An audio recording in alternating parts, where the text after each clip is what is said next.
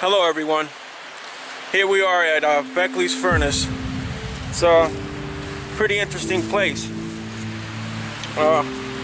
It's an industrial monument, so here I am, ready to go to it and see what it's all about. I mean, pretty big. It's awesome. They don't make them like this anymore.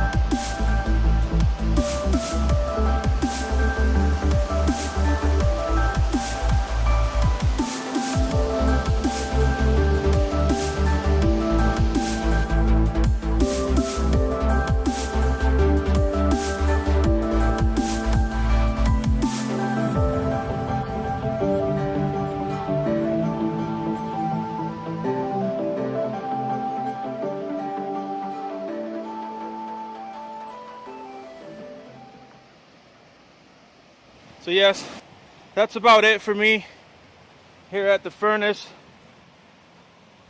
I want to thank you guys for stopping by and watching.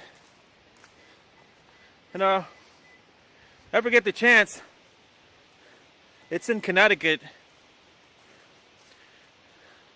And it's pretty cool. It's like an entire park. And there's a shrew on the rock.